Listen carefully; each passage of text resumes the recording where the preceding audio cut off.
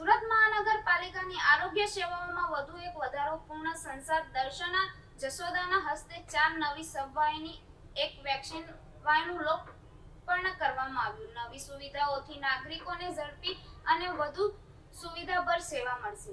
મહાનગરપાલિકા દ્વારા વર્ષ 2026 ની ગ્રાન્ટ અંતર્ગત અંદાજે ₹1,53,53,00,000 ખર્ચે આ નવી સુવિધાઓ શરૂ કરવામાં આવી છે। નવી સબવાહિનીઓ શહેરમાં એમરજન્સી અને માનવ સેવાના કાર્યમાં ઉપયોગી સાબિત થશે, જ્યારે વેક્સિન વાન દ્વારા શહેરના વિવિધ વિસ્તારોમાં સરળતાથી રસીકરણ સેવા પહોંચાડવામાં મદદ મળશે। કાર્યક્રમ દરમિયાન પૂર્વ સાંસદ દર્શના જરદોશે જણાવ્યું હતું કે સુરત શહેર સતત વિકાસ તરફ આગળ વધી રહ્યું છે અને નાગરિકોને આધુનિક આરોગ્ય સેવાઓ પૂરી પાડવા માટે મહાનગરપાલિકા સતત પ્રયત્નશીલ છે।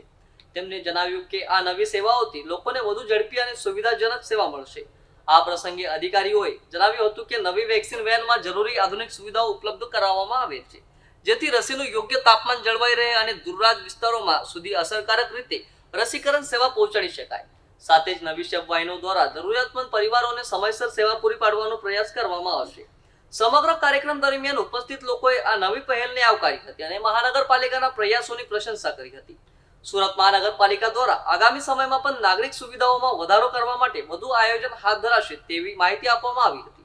માનનીય પ્રધાનમંત્રી શ્રી નરેન્દ્રભાઈના નેતૃત્વની અંદર આજે જ્યારે સુશાસન પૈકી એમના શાસનના 12 વર્ષ પૂર્ણ થાય છે, એ પ્રસંગે સુરત મહાનગરપાલિકા જેવા સ્માર્ટ સિટીને શહેર અધ્યક્ષ શ્રી પરેશભાઈ પટેલની હાજરીમાં 4 સબવાહિનીની અંદાજે કિંમત ₹1,27,00,000 અને વેક્સિનની ગાડી જે જુદા જુદા સેન્ટરો પર લઈ જવા માટે કોલ્ડ સ્ટોરેજની સુવિધા સાથેની ગાડી જે આરોગ્ય વિભાગને આજે સુપ્રત કરવા માટે સુરત મહાનગરપાલિકાનો યોગ્ય વહીવટ કરે એ માટે સુરત મહાનગરપાલિકાને હેન્ડઓવર કરવામાં આવે છે।